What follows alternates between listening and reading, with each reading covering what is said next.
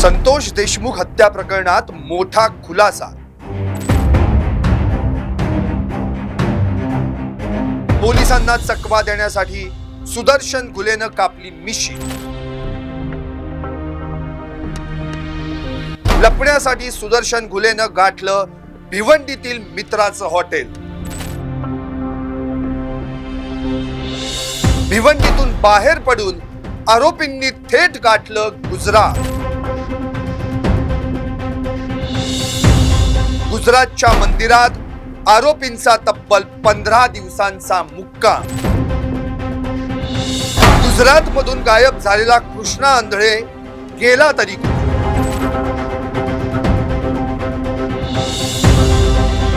फरार आरोपींचं पुण्यासह भिवंडी आणि गुजरात कनेक्शन उघड।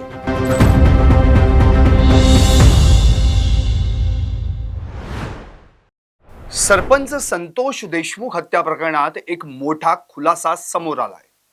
सुदर्शन घुले, सुधीर सांगळे आणि कृष्णा आंधळे हे तिन्ही आरोपी लपण्यासाठी चक्क परराज्यात गेले होते म्हणे।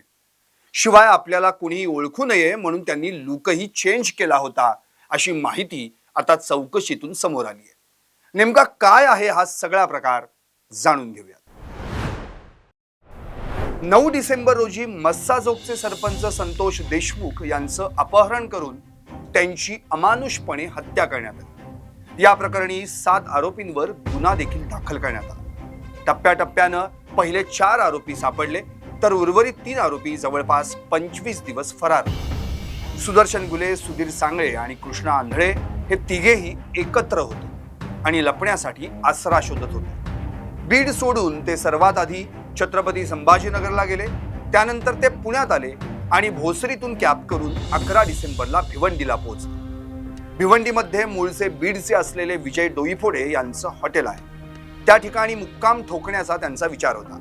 त्यापूर्वी त्यांनी बीड जिल्ह्यातील ठाकरे गटाचे पदाधिकारी आणि समाज कल्याण न्यासाचे सोन्या पाटील यांच्याकडे जायचं ठरवलं। त्यांच्या कार्यालयात पोहोचल्यानंतर सोन्या पाटील तिथं नसल्याचं समजताच त्यांनी त्यांचे बंधू जयवंत पाटील यांची भेट घेतली। पाटील यांच्याकडे त्यांनी डोईफोडे यांच्याविषयी विचारणा केली, त्यावर ते बाहेर गावी गेल्याचं कळालं। त्यामुळं जयवंत पाटील यांच्याकडून डोईफोडे यांच्या बियर शॉप आणि हॉटेलचा पत्ता घेऊन या तिघांनी वळपाडा भागातील हॉटेल गाठले। मात्र हॉटेल कामगारानं दाखवलेल्या हुशारीमुळे या तिघांचा प्लॅन फसला। हॉटेल चालक विजय डोईफोडे यांच्याशी आपले चांगले संबंध असल्याने ते आपल्याला राहण्यासाठी आसरा देतील अशा अपेक्षा सुदर्शन घुले आणि त्याच्या सहकाऱ्यांना होती।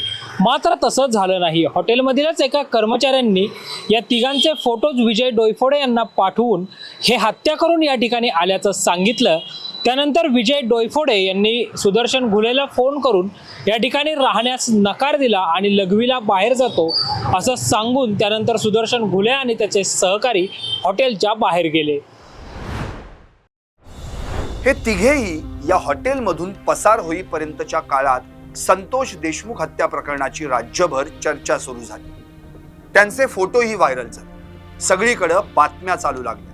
त्यामुळे भिवंडीतून दुसरीकडे पळ काढणं आता सहज शक्य होणार नाही हे त्यांना कळून चुकलं। शिवाय पोलिसांची पथकं देखील मागावर होतीच, त्यामुळे पोलिसांना चकवा देण्यासाठी सुदर्शन घुलेनं चक्क मिशी कापली। आरोपींनी त्यांच्या फोटोत दिसत असलेल्या लुकपेक्षा वेगळा लुक केला आणि राज्यात कुठेही गेलो तरी पकडले जाऊ या भीतीनं सुदर्शन घुलेनं प्लॅन केला महाराष्ट्र सोडून जाण्याचा।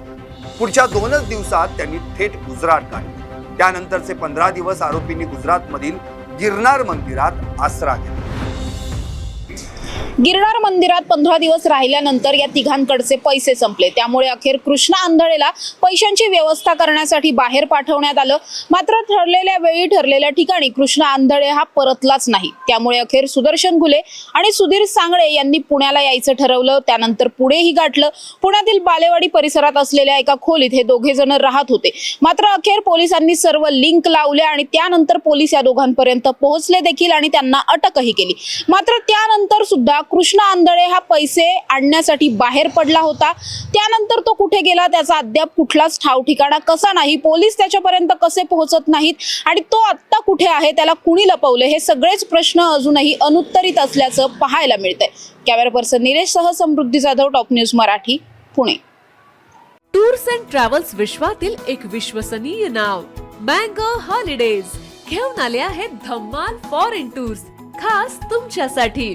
एक्झॉटिक युरोप 17 रात्री 18 दिवस, साऊथ आफ्रिकन सफारी 9 रात्री 10 दिवस, नॉर्दर्न लाईट्स 8 रात्री 9 दिवस, दुबई अबुधाबी 5 रात्री 6 दिवस, व्हिएतनाम कंबोडिया 8 रात्री 9 दिवस. तर आजच आपली सीट बुक करा आणि आपल्या फॉरेन टूर्स मेमोरेबल करा.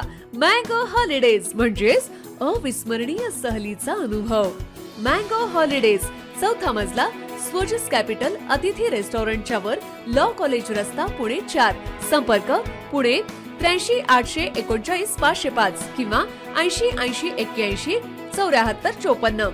मुंबई 83 839 503 किंवा 96 53 18 74 78.